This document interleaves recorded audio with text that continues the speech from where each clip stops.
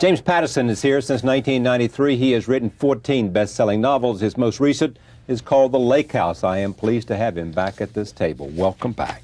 Thank you. Now, here's what I want to get at first, before we talk about The Lake House.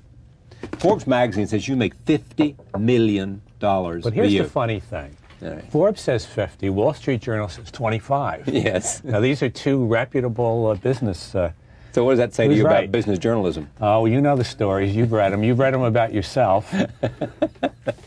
So 50 million, and here's your schedule. Or and think about this, America. Or 25, exactly. At the low end, it's 25.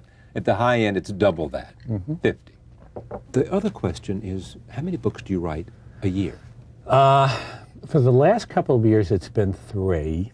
As you know, occasionally I'll write with a conspirator, collaborator.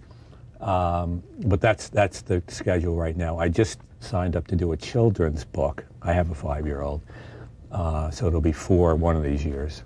So at this point, you're not writing for the money. No, well, the money's nice, but I love to do it. I really like to do it, and you know, I don't feel pressure. Some writers also are into this. I'm number one. I have to beat last sales, whatever. I don't care. I mean, I want the books to do well. I want them to be read, but I don't feel pressure. You know, what happened in the last book or the next book. Did you stay in advertising longer than you had to?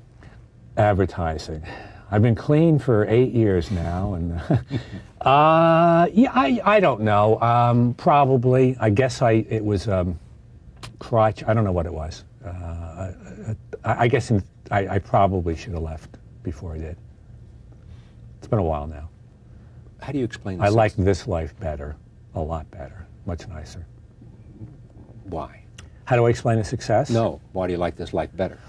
Because I love to write, and I don't really have any bosses. It's pretty much, I mean, within reason, it's what I want to do now. And this new book is sort of Stephen King-ish, and which it's nice. I obviously have the mysteries with Alex Cross. I did a love story. I have a children's, so, as long as the story, appeals to the publisher, they'll pretty much let me do what I want to do. Is Morgan Freeman Alex Cross in your mind? No, well, yeah, he's the movie Alex Cross. Right. He's the movie. Tell you, it's such a weird thing about the movies and the TV.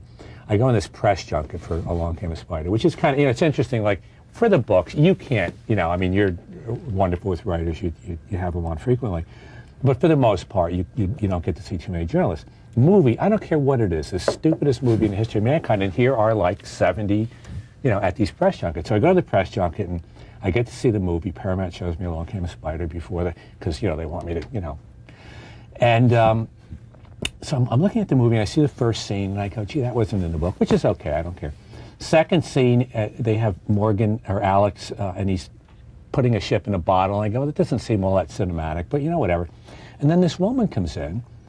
And I'm going, who is that woman in the second scene, And I'm going, it's not Alex's grandmother, and it's not his little girl. I don't know who the hell she is. And then she never shows up again in the movie. So I see Morgan Freeman a little later in the day, and I say, Morgan, who is that woman in the second scene? And he goes, oh, that's Alex Cross's sister. And I said, I didn't know Alex had a sister, So, whatever happens, happens. It's fine. But it's okay. Yeah, it's all right. Look, Morgan's great. He's a very, I don't know if you've had him on. He's wonderful. He's very entertaining. Yeah, very smart guy and a wonderful actor. When I watched him act, he is so confident. You just see him in the scene, and whoever he's with, even some very good people, he's floating, and he's confident. He knows he's going to knock the scene dead. I feel very confident that I can write a good pot boiler. I feel very, very confident. What do you know about this kind of book? In other words, you feel I have a style. I have a unique style with these. It's not just short chapters. Anybody can write short chapters. There are short chapters that just fire the plot forward, and something is happening. Whether it's character, something major is happening in every chapter. So that's a piece of it.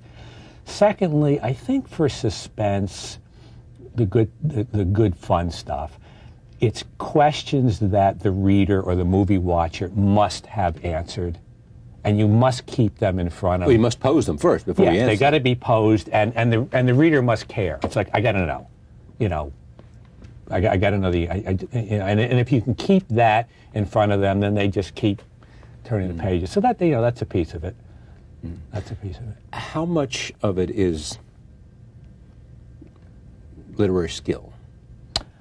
I don't know where the art and artifice and all that, I don't know where that crosses. I think there's an art here to doing some of this. I think the storytelling is good. The writing is okay. Yeah. I want to reach a lot of people, so I mean, I could write it with more style. And I choose not to put too much style. You know, in a way, because if you put too much style in it, it might have a negative effect. Slow it down. I just slow it down. This is, you know, what I'm doing. It's very much like a colloquial storytelling style, and you know, we're telling stories to one another. We tend not to put a lot of superfluous. We tend not to go off in tangents because the person we're talking to would tend to just say, "Get to, you know, what's the punchline? What's you know?" Right. So it's more of that kind of storytelling. But you have said that some of the sentences that you wrote in your first one is as good as any sentences you've ever written.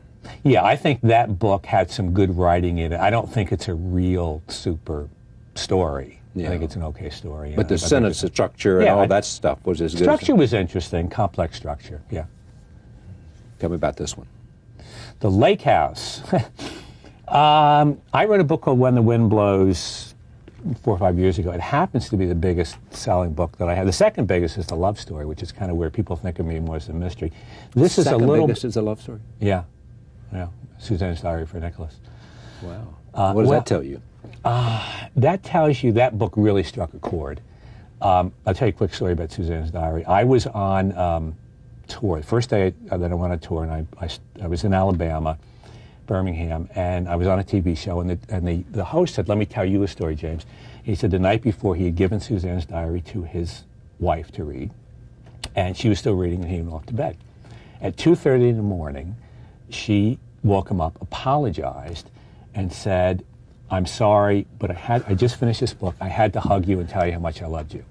And I've had that come back to me, that kind of thing, 5,000 times. Right. I just had one where this man, the priest wrote, and his father had just died, and he knew he was dying, and he wanted to read this book again. And he was on like page 20. They brought the book to the funeral service. I mean, you know. So, yeah. So what was it about Suzanne's Diary? Is it so?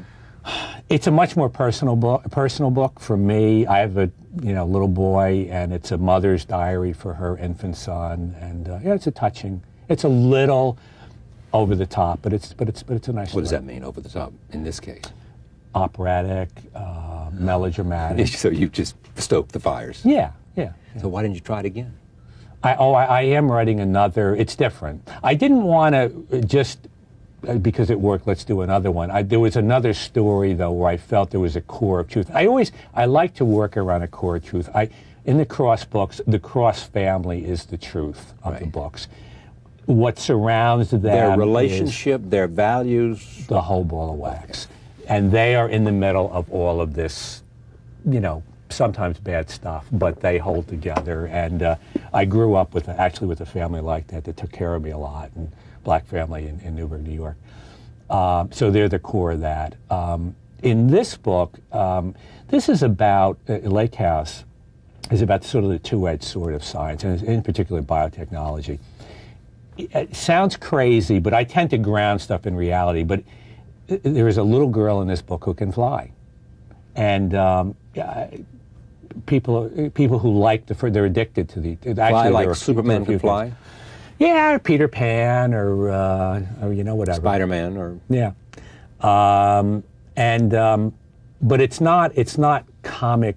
I'm not knocking or praising comic books, but it's not that style. It's more of a realistic. Where is the bio story? Well, that's how it happens. That's how these some kind of genetic engineer gave them the capacity. Gave them the capacity for reasons to be learned by reading the book.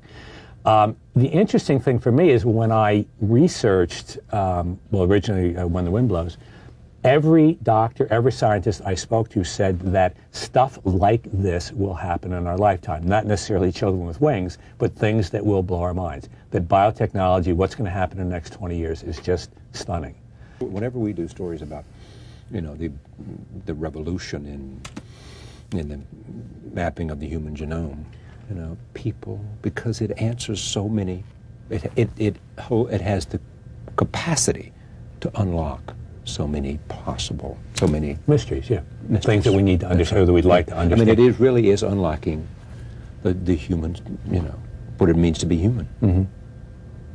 And so it's just extraordinary. And for guys like you, I would think it is just a gold mine of what you can do. Well, I love the things about this book, and that's one of them. And it is that double-edged sort of science where, on the one hand, it's all the potential that you could hope for. On the other hand, it's a little scary because we see what happens with great things in this society. I mean, you know, nuclear energy. I mean, it can be very wonderful, or it can be trouble.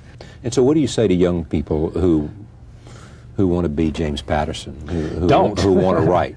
Well, it's really a mixed bag. What do you want to write? I think that if you really love it, you can't help it. You're just going to have to. I mean, it really depends. If you're going to write serious stuff, that's a whole different thing. If you want to write commercial stuff, I think, you know, rules of real estate, location, the rules of commercial fiction, story.